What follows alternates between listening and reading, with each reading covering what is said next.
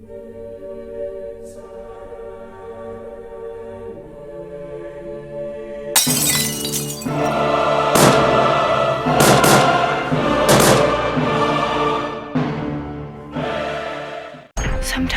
I believe as many as 6 impossible things before breakfast.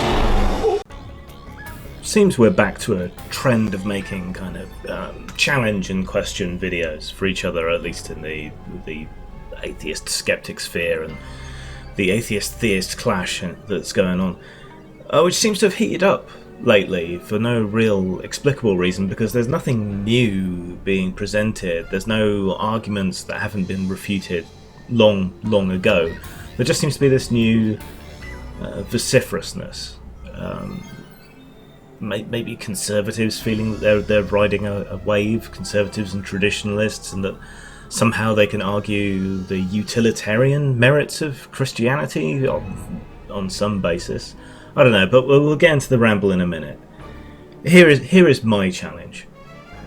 I keep running into people who say, well, I used to be an atheist, but they never really explain why or how. I keep explicitly asking, what is the evidence that convinced you of the existence of God? And nobody answers. Or nobody has evidence. People sometimes have things that they claim are evidence, but they just don't qualify. Usually rhetorical arguments or logical constructions with unsafe premises. So I'm asking theists, especially ex-atheists, particularly ex-atheists, really just to ex-atheists, what is the evidence that convinced you of the existence of God? Now, I could set a bunch of conditions here to try and avoid time wasting and so on, but I'm just gonna make 2. Wherever you make a response, please put a link in the comments of this video so that I can find it. Okay, I guess 3 rules then.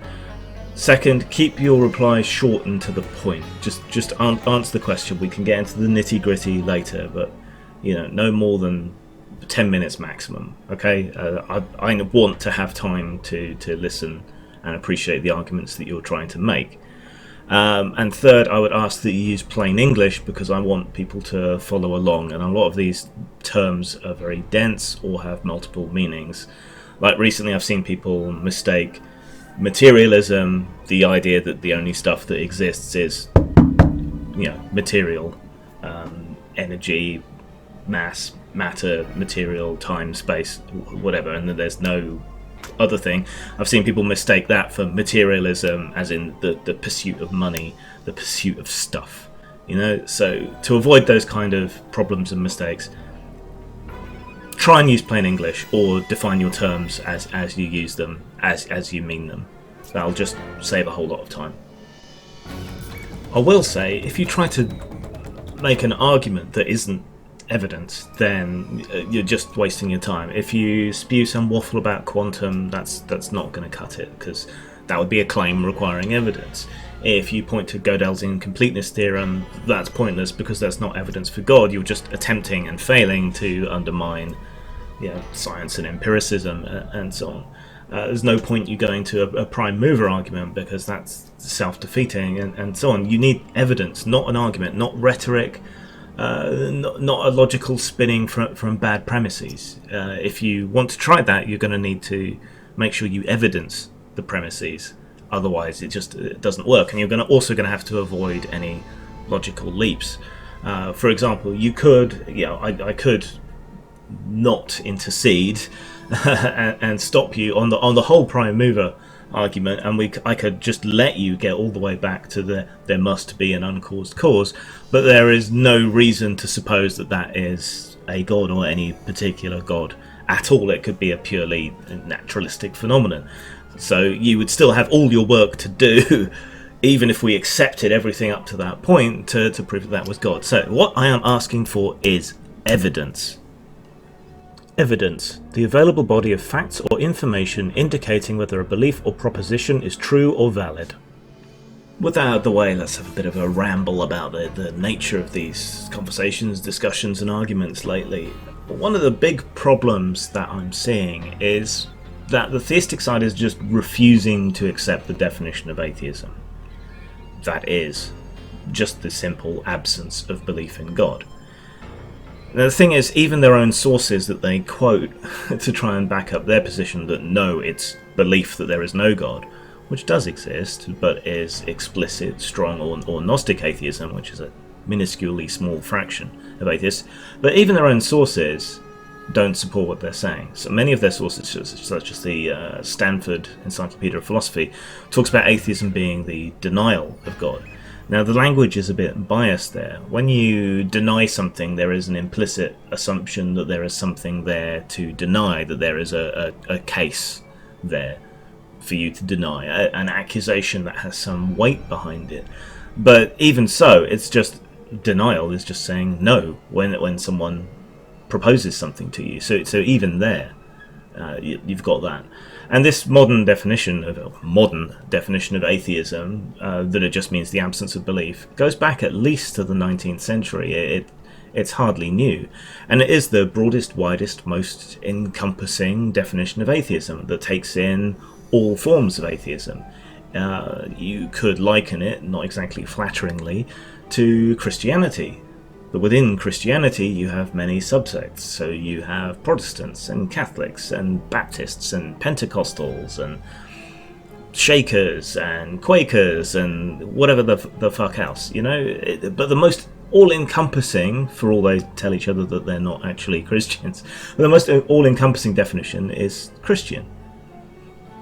The most all-encompassing definition of atheism is I don't believe in God. Whether you like it or not, that is what atheists today are arguing. That is the position that they hold. And it implies absolutely nothing else. So if you say, I want to debate X with atheists, unless it's atheism that you're discussing, and even then you might run into a strong atheist who has an entirely different position, they're not going to agree on pretty much anything. Necessarily. Just because you don't believe in God, you might believe in, well, anything else. So, in seeking an atheist's opinion on something that has nothing to do with atheism, what's the point?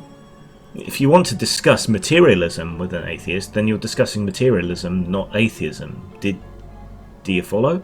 Yeah, I'm happy to discuss things that I positively believe. But if you want to discuss atheism, that's not something that I positively believe. It's that I don't believe you. And if you want to get anywhere in these arguments, you have to, even if you don't agree with the use of the terminology, you have to understand and accept that this is how people are using it, even if you disagree, and that this is the position you need to argue. And in that case, I'm sorry, but the burden of proof is upon you.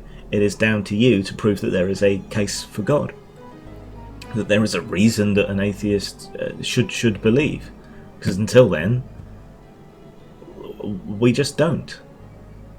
Speaking for myself, I've never really believed in God. I mean, no one is born believing in God, but my parents weren't particularly religious. At all religious. My grandparents were, but in a quiet, very sort of British way.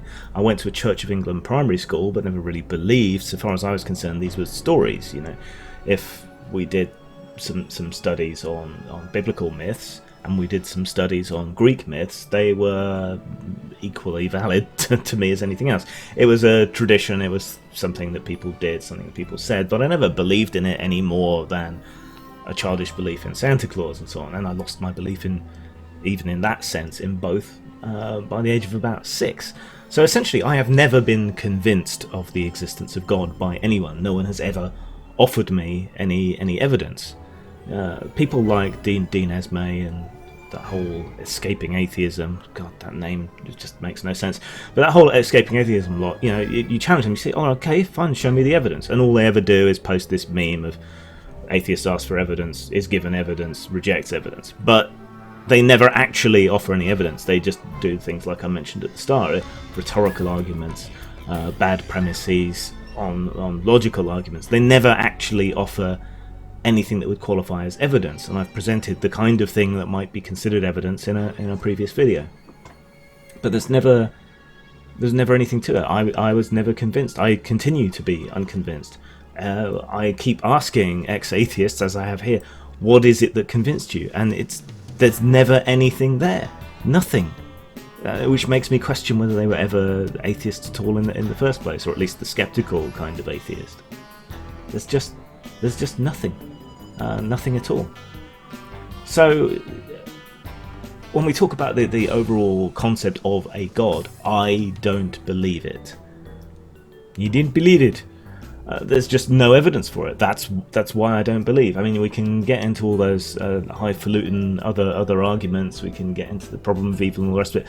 But yeah, that's predicated on already accepting the idea that there could be a god. I see no evidence, no reason for there to be one.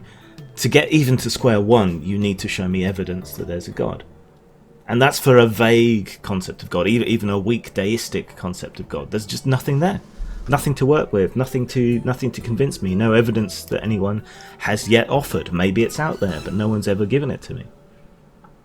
So there's just nothing there. Now down to specific definitions of God, you could call me a Gnostic or strong or explicit atheist. Like, the God presented in the Bible, if taken literally, I know does not and cannot exist. An omnipotent God cannot exist.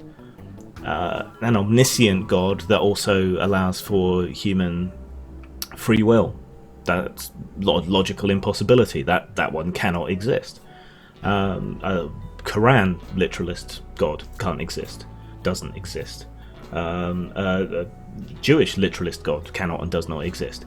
So, I can say that strongly on the basis of evidence from the supposed qualities of these beings, or from historical evidence, or from other means. I can say that these things do not exist, and that is a positive belief that I'm happy to defend. But for the overall overarching concept of a god, I just don't believe. And that's true for all atheists. We just don't believe you. We don't have anything that we have to defend there. There's just no evidence, no reason why we would believe, and you never present anything that would convince us to believe. You never present evidence. You just hedge and dodge and make excuses why you don't have evidence. And just quickly, the other main thrust of argument that I see is a utilitarian argument for religion, which doesn't actually help you because it doesn't show that any of the supernatural claims or whatever are true. But the idea is that somehow religion, or particularly Christianity, has had some great overarching benefit to society and is somehow responsible for the success and advances of Western civilization, when really the opposite is true. Every great step forward, every big boost in human knowledge has come at the expense of religion, or the expense of faith. More broadly, it's just faith is a problem that is more normally associated with religion, which is to say that the Islamic Golden Age came about during a weakening of the stranglehold of religion. The advances in the Renaissance came about during a weakening of the stranglehold of religion. The advances of the Enlightenment came about due to a weakening of the stranglehold of religion. You're seeing a point here, you're seeing a theme, I hope. And then there's ideological faiths which cause problems as well. You can look to the Soviet Union, and where they allowed their politics to override fact in the same way that religion does, such as with Lysenkoism. It was a complete disaster.